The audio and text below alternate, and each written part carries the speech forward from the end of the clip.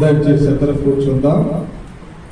మరి సమయం ముందు చదవమన్నటువంటి లేఖన భాగంలో నుండి మనం వివరించడానికి మన మధ్యలో ప్రేమిస్తున్నారు. వారు వచ్చి ఈ వాక్య భాగాన్ని మనకు అందిస్తారు. దయచేసి అందరూ కూడా ప్రార్థనాత్మకంగా దేవుని మాటలు చాలా శ్రద్ధగా, వినయముతో, భయము, భక్తి కలిగి దేవుని మాటలు వినాలా. అందరూ కూడా ప్రార్థన పూర్వకంగా విందాం. పరిశుద్ధ దినములు ప్రభుని ఆరాధించడానికి, ఆయన నామను గొప్ప చేయడానికి, ఆయన చేసిన మీరు జ్ఞాపకం తీసుకుని ఆయన ఆరాధించడానికి, పండుగ దినం పండుగ ఆచరించడానికి చేయవచ్చిన దేవుని సంఘానికి, దేవుని జ్ఞాపకులకు నా యొక్క మొదలు తెలియజేస్తున్నాను. ఈ యొక్క ఉదయకాలంలో ఈ యొక్క చదువుకున్న 11 వచనాలు గల 95 కీర్తన ఒక అద్భుతమైన కీర్తన జరిగింది ధ్యానం చేస్తూ వచ్చాను. ఈ యొక్క 95 కీర్తన ఎవరు రాశారన్న విషయము ఇక్కడ వ్రాయబడలేదు. 95 కీర్తన ఇది హెబ్రీ భాషలో, ఎందుకంటే అబ్రహాము, ఇస్సాకు, యాకోబులు వారి యూదులు కాబట్టి వారి భాష హెబ్రీ భాష కాబట్టి ఇది హెబ్రీ భాషలో వ్రాయబడినట్లుగా మనం చూస్తాం. హెబ్రీ భాషలో వ్రాయబడిన 95 కీర్తన ఎవరు రాస్తారో తెలియదు, కానీ ఈ 93 నుండి 99 లేదా 100 కీర్తనల వరకు వీటిని ఉపదేశ కీర్తనలు అంటాం. మేము ఉపదేశముతో నిండిన కీర్తనలుగా చెప్పవచ్చు. ఈ 93 నుండి 100 వరకు, అందులో ఈ 95వ కీర్తన ఒకటి. అంత మాత్రమే కాకుండా ఈ యొక్క కీర్తనని ఏమంటామంటే ఇది రాయల్ సామ్ అంటాం. అంటే రాజు గురించి వ్రాయబడిన, ఆయన పరిపాలన గురించి వ్రాయబడిన కీర్తన చూస్తాము. ఇది ఒక రాజరికంతో కూడిన కీర్తన అని చెప్పవచ్చు.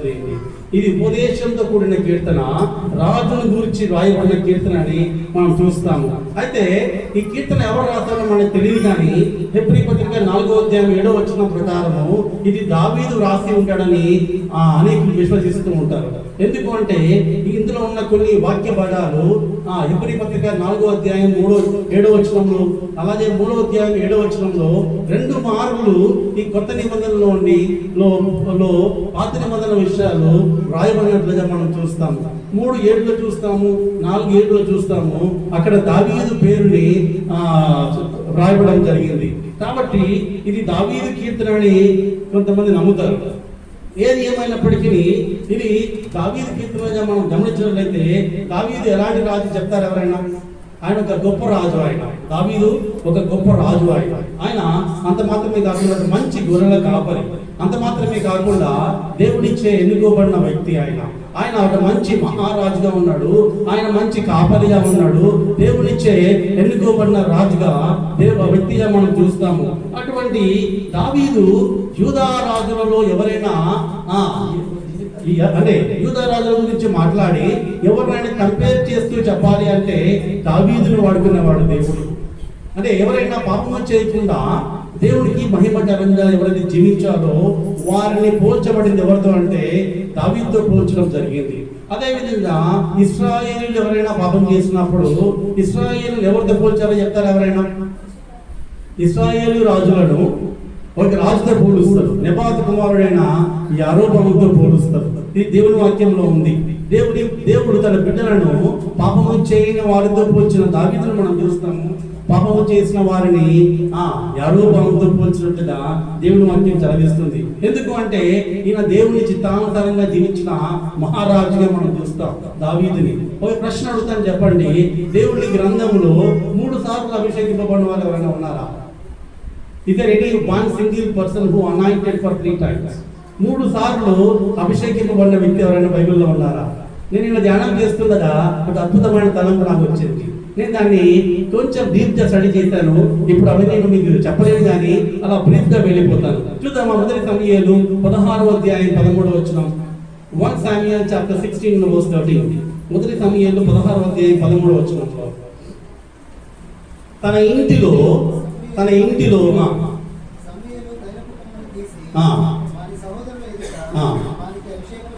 ఎవరికి అభిషేకం? అక్కడ దావీదుకి అభిషేకం జరిగింది. అభిషేకం ఎక్కడ జరిగింది? తన ఇంటిలో జరిగింది. వ్యక్తిగతమైన అభిషేకం ఇది, పర్సనల్ అనాయింట్మెంట్. వ్యక్తిగతమైన అభిషేకము దావీదుకు తన ఇంటిలో ప్రైవేట్ గా జరిగింది. కదా. రైట్, రెండో అభిషేకం చూద్దాం. అదే మొదటి సమయంలో 2వ అధ్యాయం 4వ వచనం. సారీ, 2వ సమయంలో 2వ అధ్యాయం 4వ వచనం. Book of 2 Samuel chapter 2 verse 4. యూదా వారు అక్కడికి వచ్చి యూదా వారి మీద రాజుగా ఎవరు చేశారు? ఇక్కడ యూదా వారు ఎవరికి పట్టాభిషేకం చేశారు? దావీదుకి పట్టాభిషేకం చేయడం జరిగింది. రైట్, అంటే ఇక్కడ దావీదుకి పట్టాభిషేకం జరిగితే ఆ తర్వాత ఏమైందో మనం తర్వాత చూద్దాము. అలాగే 3వ అభిషేకాన్ని చూద్దాం. 2వ సమూయేలు 5వ అధ్యాయము మొదటి 4 వచనాలు మనం చూసినట్లయితే తర్వాత చదువుకోండి. అక్కడ 12 గోత్రముల వారు, లేదా నేను అంటాను సకల గోత్రముల వారు వచ్చి దావీదును అభిషేకించడం మనం చూస్తాము. ఇప్పుడు చెప్పండి, 3 సార్లు అభిషేకింపబడిన వ్యక్తి ఎవరు దేవుడి గ్రంథంలో? దావీదు 3 సార్లు అభిషేకింపబడ్డాడు. మొదటి అభిషేకం ద్వారా ఆయనకి ఏం జరిగిందో చెప్పలేను. మొదటి అభిషేకం ద్వారా వ్యక్తిగతంగా ఆయన అభిషేకింపబడి ఒక వ్యక్తిని చంపాడు. ఎవరు ఆ వ్యక్తి? గొలియాతు చంపడం. రైట్, గొలియాతు మీద విజయం దొరికింది దావీదుకు. తన ఇంటిలో ప్రైవేట్ గా, వ్యక్తిగతంగా తన ఇంటి వారి ముందు ఆయన అభిషేకింపబడిన తర్వాత ఆయనకి ఏమి దొరికింది అంటే గొలియాతును చంపే భాగ్యము, ఆ బలము, ఆ ధైర్యము, ఆ అవకాశము దొరికింది. రెండవదిగా యూదులు ఆయన అభిషేకింపబడినప్పుడు ఇష్బోషేతు ప్రభావం తగ్గింది. ఎవరి ప్రభావం తగ్గింది? ఇష్బోషేతు ప్రభావము, అంటే పాపం యొక్క ప్రభావము తగ్గింది. మనం కూడా మనకి జీవితాల్లో దేవుని నమ్ముకున్నప్పుడు, మన జీవితాన్ని ఆయన అప్పగించినప్పుడు, ప్రభు నేను పాపిని ఒప్పుకున్నప్పుడు మనం అభిషేకింపబడుతున్నాం. ఆయన ఈ లోకానికి వేరై మనము దేవునికి పరిశుద్ధులంగా మనం జీవించవలసిన వారమై ఉన్నాము. కాబట్టి అదొక అభిషేకంగా గమనించినట్లయితే మనము ఏమవ్వాలి చెప్పండి? గొలియాతుని చంపిన దేవుడు దావీదు, మనము ఎవరిని చంపాలి? పాపాన్ని చంపాలి.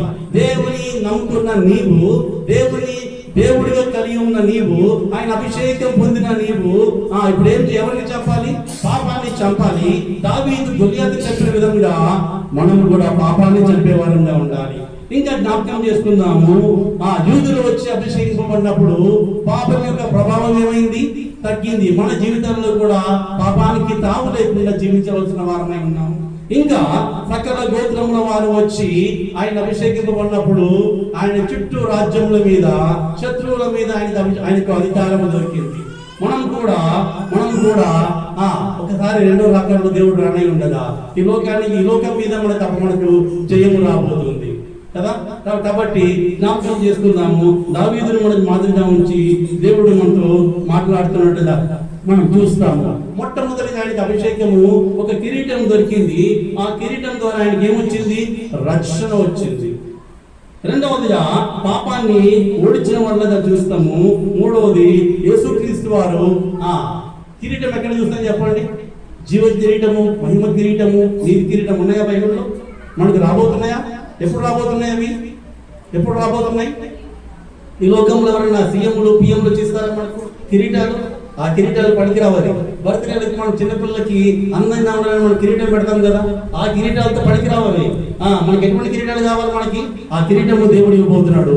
ఆయన రాకర్లో ప్రధాన ముందు శబ్దంతో, ఆర్భాటంతో ఆయన 2వ రాకర్లో వచ్చినప్పుడు మనం గుణపడి అక్కడ మనకు కిరీటాలు మనకు రాబోతున్నాయి. కాబట్టి జ్ఞాపకం చేసుకుందాం, దేవుడు మనతో మాట్లాడుతుండగా దావీదు ఒక మంచి అనుభవం మనం జ్ఞాపకం చేసుకుంటున్నాం. దావీదు జీవితంలో 3 సార్లు అభిషేకింపబడ్డాడు. మనం కూడా మనకి జీవితాల్లో రక్షింపబడి బాప్తిసం పొందుకొని దేవుని రాకడలో ఆయన చూడబోతున్నాం. కాబట్టి జ్ఞాపకం చేసుకుందాం. మనం ఈ యొక్క కీర్తనను మనము ఈ విధంగా మనము డివైడ్ చేసుకోవచ్చు. మొదటి 2 వచనాల్లో ప్రైజ్ గాడ్. ఏంటి మొదటి 2 వచనాలు? Praise God. 3 నుండి 6 వరకు గ్రేట్ గాడ్, ఆయన గొప్ప దేవుడు, గ్రేట్ గాడ్. 7 నుండి 11 వరకు ఒబే గాడ్. మొదటి 2 వచనాల్లో దేవుని ఎలా మహిమపరచాలి, ఎలా స్తుతించాలని చూస్తాము. 3 నుండి 6 వరకు దేవుడి యొక్క గొప్పతనాన్ని మనం చూస్తాము. 7 నుండి 11 వరకు ఆయనకి ఏ విధంగా లోబడి ఉండాలో మనం చూస్తాము. కాబట్టి మొదటి 2 వచనాల్లో ప్రైజ్ గాడ్ అనుకోవచ్చు. 3 నుండి 6 వరకు great God, 7 to 11 obey God.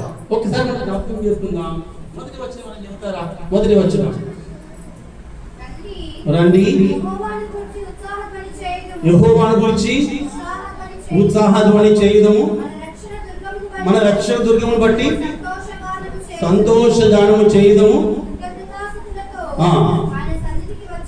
ఆయన సన్నిధికి వచ్చేదము, కీర్తనలు పాడుచు ఆయన పేరట సంతోషగానము చేయదు. ఈ రెండు వచనాలు జ్ఞాపకం చేసినట్లయితే దేవుణ్ణి ఎలా ఆరాధించాలో మనం అక్కడ చూస్తాము. Right, how God is to be praised. దేవుణ్ణి ఏ విధంగా ఆరాధించాలో మనం చూస్తాము. ఏ విధంగా ఆరాధించాలంటే ఉత్సాహ ధ్వని ఉండాలంట. ఏముండాలంట? ఉత్సాహ ధ్వని, జాయ్ఫుల్ నాయిస్. ఎప్పుడు ఉత్సాహ ధ్వని వస్తుంది చెప్పండి? ఉత్సాహ ధ్వని ఎప్పుడు వస్తుంది? మన హృదయంలో ఆనందం ఉన్నప్పుడు, మన హృదయంలో పాపం ఉన్నప్పుడు వస్తుందా? మనం ఏదైనా తప్పు చేసినప్పుడు వస్తుందా? మనం శోధనలో ఉన్నప్పుడు వస్తుందా? మన పాపంలో ఉన్నప్పుడు వస్తుందా? రాదు. పాపానికి దూరంగా, శోధనకు దూరంగా దేవుడిచ్చిన పరమైన ఆనందాన్ని, నిత్యానందాన్ని మన హృదయంలో కలిగి ఉంటాము. అప్పుడు మనకేమొస్తుంది చెప్పండి? ఉత్సాహ ధ్వని వస్తుంది, జాయ్ఫుల్ నాయిస్ మనకు వస్తుంది. రెండవదిగా సంతోష జ్ఞానముతో మనం ఆయన్ని ఆరాధించాలి. సంతోషము ఎందుకు అంటే దుఃఖముతో, బాధతో, ఏడుస్తూ ఆయన ఆరాధించడం కాదు.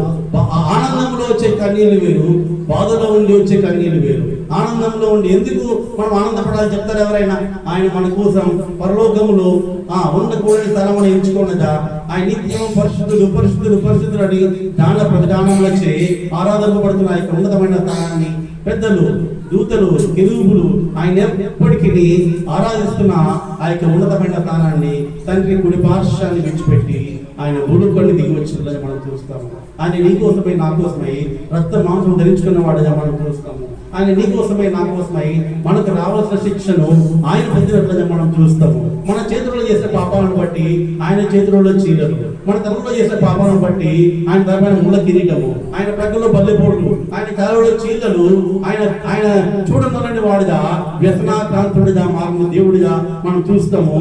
ఆయన చివరి పొట్టు వరకు తన రక్తాన్ని కార్చి తండ్రి మా సమస్తాన్ని విగ్రహానికి వేసి తండ్రికి తన ప్రాణాన్ని అప్పగించి సమాధి చేయబడి తిరిగి లేచి ఆయన పరలోకంలో నీ కోసం విజ్ఞాపన చేస్తున్నాడు.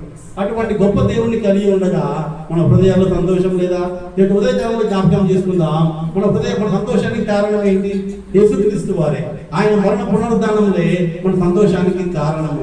ఆయన మరణించి సమాధి చేయబడి తిరిగి లేచి ఉండకపోతే ఇటువంటి సంతోషము, ఇటువంటి ఉత్సాహ ధ్వని మన జీవితాల్లో కలిగి ఉండేవారమా? లేదు. కాబట్టి సంతోషము మనది ఆయనే, మన ఉత్సాహ ధ్వని ఆయనే. ఇంకా మూడవదిగా కృతజ్ఞతాస్తుతులు చెల్లించు, కీర్తనలు పాడుచు. 4 విధాలుగా దేవుణ్ణి ఆరాధించాలి. ఉత్సాహ ధ్వని ఉండాలి, జాయ్ఫుల్ నాయిస్. రెండవదిగా సంతోష గానం ఉండాలి, సింగ్ అంటు ద లార్డ్. దేవుడికి సంతోష గానం చేయాలి. మూడవది థ్యాంక్స్ గివింగ్, కృతజ్ఞతాస్తుతులు చెల్లించాలి. నాలుగవదిగా కీర్తనలు పాడొచ్చు, దేవుణ్ణి ఆరాధించవలసిన వారమే ఉన్నాము. కాబట్టి అందులో మొట్టమొదటి పదం చెబుతారు ఎవరైనా? మొట్టమొదటి పదము రండి. ఏమనుంది అక్కడ? ఆయన పిలుస్తున్నాడు. ఆయన పిలుపు ఎక్కడ ఆరంభమైంది తెలుసా? 2000 సంవత్సరం కంటే కిందగా ఆ కలువరి సిలువలో ఆయన వేలాడుతూ రక్తము కార్చుతూ ఆయన తన 2 చేతులు చాపి ఆయన పిలుపు ఆ రోజు ఆరంభమైంది. ఇంకా ఆయన పిలుపుకు లోపడక ఇంకెవరైనా ఉన్నారంటే దేవుడు వారితో మాట్లాడుతున్నాడు. జ్ఞాపకం చేసుకుందాం. ఇక్కడ అక్కడే 2వ వచనం చెప్తారా ఒక్కసారి? మొదటి వచనము 2వ లైన్. మన రక్షణ దుర్గమును బట్టి. దేన్ని బట్టి? మన రక్షణ దుర్గమును బట్టి. మన అంటే ఏంటి? ప్లూరలే కదా, అది బహువచనమే కదా. అది మన అంటే మనము అని బైబిల్ ఎక్కడ వ్రాయబడింది?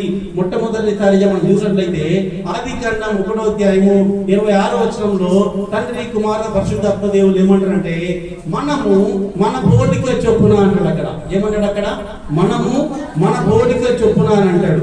ఇదే మనము అనే మాట ఆదికాండంలో 2వసారి ఎప్పుడు వ్రాయబడింది అంటే 11వ అధ్యాయం 4వ వచనం. ఇది చూద్దాం ఒక్కసారి. ఆదికాండం 11వ అధ్యాయం 4వ వచనం. Genesis chapter 11 verse 4. మరియు వారు చెదిరిపోకుండా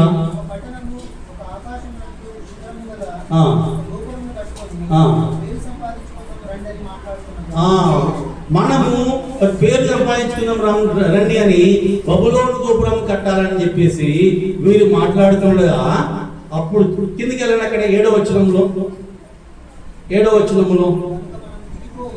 ఇక్కడ మనము వేరండి. పైన ఉండే మనం ఎవరు? కిందికి వస్తే 7వ వచనంలో ఉండే మనం ఎవరు? దేవుడైన మన తండ్రి అయిన దేవుడు అక్కడ ఆయనతో ఆయన మాట్లాడుకుంటూ తండ్రి కుమారు పరిశుద్ధాత్మగా మాట్లాడుతూ అక్కడ ఏమంటాడంటే మనము దిగిపోయి తెలియకుండా అక్కడ వారి భాషలను తారుమారు చేద్దామని, అంటే మనము అనే మాటని దేవుడు మనము అనే మాటతోనే సమాధానం ఇచ్చినట్లుగా మనం చూస్తాము. వారందరూ ఏమనుకున్నారంటే మనము గోపురం కడదాము, ఆకాశానికి ఎక్కుదాం అనుకున్నారు.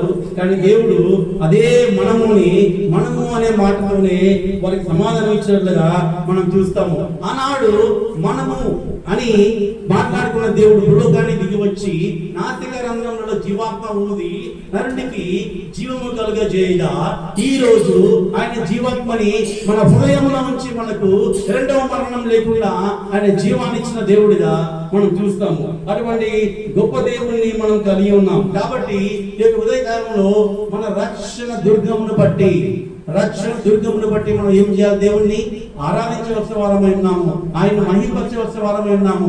ఆయన చేసే మేలుని జ్ఞాపకం చేసుకుని దేవా నీ యొక్క రక్షణ బట్టి నేను ఇవ్వగలను అని చెప్పి ఆయన ఆరాధించవలసిన వారమై ఉన్నాము. కీర్తనకారుడు ఏమన్నాడంటే రక్షణ దుర్గమును బట్టి నేను ఆరాధిస్తున్నా అంటాడు. ఇటువంటి అనుభవము మనకు కూడా వచ్చును గాక. కాబట్టి మొదటి నుండి వచ్చి జ్ఞాపకం చేసుకుందాం. ఇటువంటి ఆరాధన ఉంది, ఇక్కడ గొప్ప ఆరాధన ఉంది. ఆరాధన ఎలా ఉంది అంటే ఉత్సాహ ధ్వనితో కూడిన ఆరాధన, సంతోష గానముతో కూడిన ఆరాధన, కృతజ్ఞతతో కూడిన ఆరాధన, కీర్తనలు పాడుతూ ఆరాధన ఉంది ఇక్కడ. కాబట్టి గొప్ప ఆరాధన మనం కీర్తన చూస్తున్నాం. కాబట్టి ఈ యొక్క మాదిరిని జ్ఞాపకం చేసుకొని ఈ యొక్క అనుభవం మన జీవితంలో అనుభవించుకొని మనం కూడా ఈ విధంగా దేవుడిని ఆరాధించే బద్దులమై ఉన్నాం. ఇంకా ముందుకు వెళ్ళినట్లయితే 3 నుండి 6 వచనాల్లో ఇక్కడ గొప్ప దేవుని మనం చూస్తాం. గ్రేట్ గాడ్, గొప్ప దేవుడు. ఆయన గొప్ప దేవుడు ఎలా అంటే చూద్దామా? 3వ వచనంలో యెహోవా మహాదేవుడు. ఆయన ఎవరైనా? ఆయన మహాదేవుడు. ఇంకా చదువు. దేవతలందరికీ పైన మహాత్యం గలవాడు. ఆయన ఓవర్ ఆల్ గాడ్, ఆయన మహాత్యం గలవాడు, ఆయన మహాదేవుడు, ఆయన మహాత్యం గలవాడు. అదే 3వ వచనం.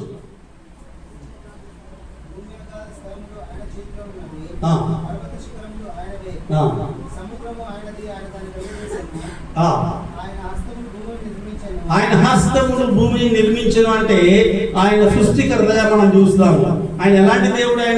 ఆయన మహాదేవుడిగా ఉన్నాడు, ఆయన మహాత్యం గల దేవుడిగా ఉన్నాడు, ఆయన మహారాజుగా ఉన్నాడు, ఆయన సృష్టికర్తగా ఉన్నట్లుగా మనం చూస్తాము. 6వ వచనం ప్లీజ్.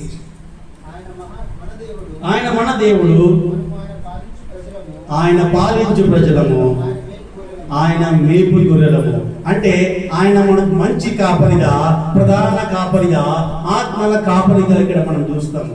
అటువంటి కాపరి దేవుడు, మహాదేవుడు, మహాత్యం గలవాడు, ఆయన మహారాజు, ఆయన సృష్టికర్త, ఆయన కాపరిగా ఉన్నాడు దేవుడు. కాబట్టి గొప్ప దేవుడిని మనం కలిగి ఉన్నాం. మన దేవుడు ఎలాంటి దేవుడు అంట? ఆయన మహాదేవుడు అంట. మన దేవుడు ఎలాంటి దేవుడు అంట? ఆయన మహాత్యం గల దేవుడు అంట. మన దేవుడు ఎలాంటి దేవుడు అంట? ఆయన మహారాజు అంట. మన దేవుడు ఎలాంటి దేవుడు అంట? ఆయన సృష్టికర్త అంట.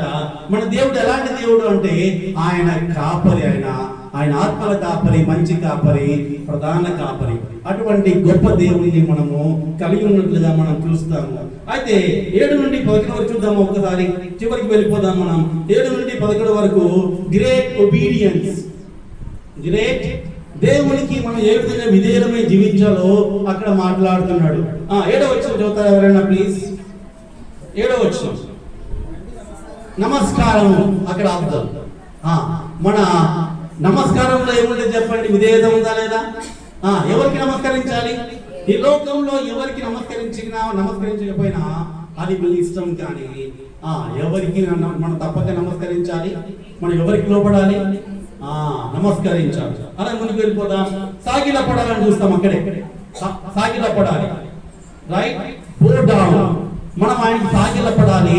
మనం సంపూర్తిగా ఖాళీ అయిపోవాలి. మనం సంపూర్తిగా కనుమరుగైపోవాలి. మన విజిబిలిటీ ఏమాత్రం ఉండకూడదు. మన విజిబిలిటీ 0 అవ్వాలి. అంటే అంతగా మనం తగ్గిపోవాలి. ఇప్పుడు నేను ఇంత ఎత్తు నిలబడాను కదా, ఒక 5.5 ఫీట్ల ఎత్తులు నిలబడిన వాడిని నేను సాగిల పడితే నా హైట్ ఏమవుతుంది చెప్పండి? నా హైట్ ఏమవుతుంది?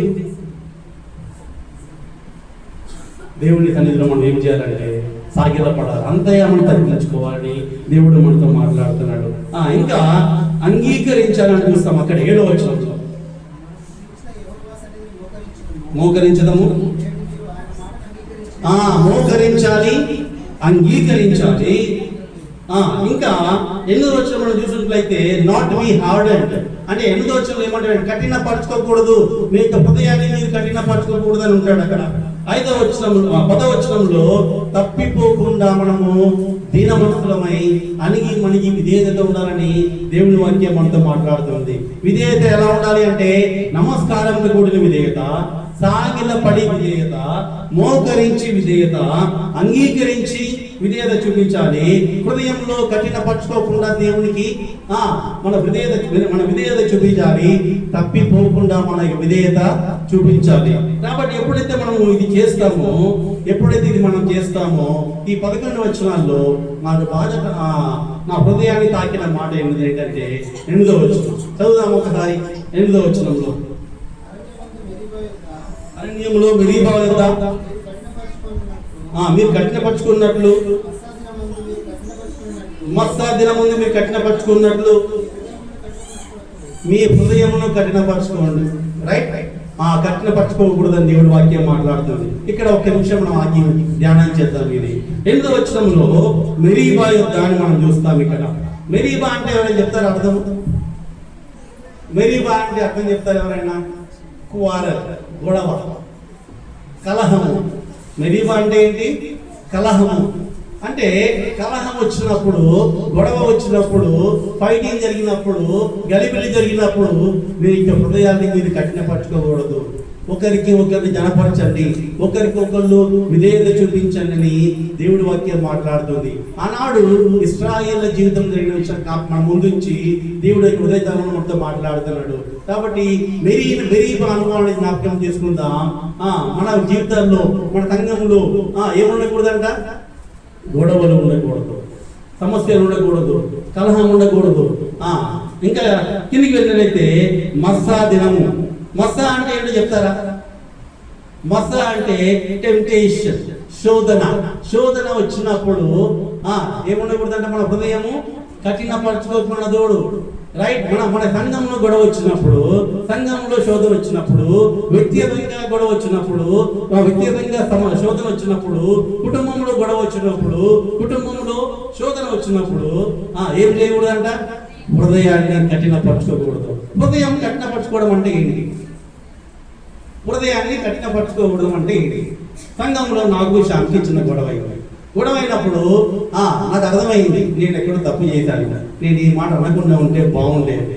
రైట్? అది నాకు అర్థమైంది. అర్థమైనప్పుడు నేను ఏం చేస్తానంటే, నేను పెద్దవాడిని కదా, నేను వెళ్ళి శ్యామ్కి సారీ చెప్పడం ఏంటి అని నా హృదయాన్ని నేను చేసుకుంటున్నా. ఇక్కడ నేనేం చేస్తున్నా?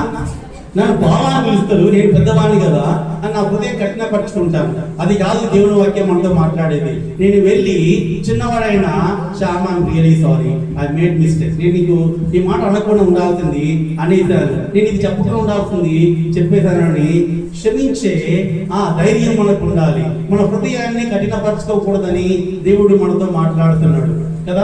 శోధన వచ్చినప్పుడు కూడా మనకి మనసులో మనం ఏం చేసుకోవద్దు? కఠినపరచుకోకూడదు. కాబట్టి వయసు సంబంధం లేకుండా మెరీబా అనుభవం మనకి ఏం నేర్పిస్తుందంటే, మనకి జీవితంలో గొడవలు వచ్చినప్పుడు, మనకి జీవితంలో ఇబ్బందులు వచ్చినప్పుడు, మన జీవితంలో కలహం వచ్చినప్పుడు, మన జీవితంలో అసమాధానం ఉన్నప్పుడు మనం ఏం చేయాలంట? మన హృదయాన్ని కఠినపరచుకోకూడదు అని దేవుడు మనతో మాట్లాడుతున్నాడు. అలాగే మస్సా దినమందు అంటే శోధన ఉన్నప్పుడు మనకి జీవితాన్ని ఏం చేయాలంట? మరి శోధన వచ్చినప్పుడు ఎటువంటి మన హృదయం ఏ విధంగా కఠినమో తెలుసా మీకు? ప్రార్థనలకు మనం మోకరించవచ్చు, దేవుని క్షమాపణ అడగాం మనం. రైట్? దేవుని వేడుకోము, దేవా ఈ శోధన నుండి నన్ను బయటికి తీసుకురమ్మని చెప్పి మనం వేడుకోము. పాస్టర్ గారికి ఫోన్ చేయము, ఎందుకంటే శోధనలో ఉన్నప్పుడు శోధనలో వెళ్ళిపోతాము. నేను ఆయన చెప్తే పాస్టర్ గారికి నా విషయం తెలిసిపోతుంది, నా శోధన మొత్తం ఆయన తెలిసిపోతుంది. నేను ఆయన చెప్పను అని మన హృదయాన్ని ఏం చేస్తాం? మనం కఠినపరచుకుంటాం. దేవుణ్ణి వేడుకోవడానికి మన హృదయాన్ని ఏం చేస్తాం, మనం కఠినపరుచుకుంటాం. కాబట్టి అటువంటి అనుభవం మన జీవితంలో ఉండొద్దు అని దేవుడు మనతో మాట్లాడుతున్నాడు. మన హృదయంని కఠినపరచుకోకూడదు. ఎప్పుడు కలహం వచ్చినప్పుడు, గొడవలైనప్పుడు, అసమాధానం ఉన్నప్పుడు మన హృదయాన్ని కఠినపరచుకోకూడదు.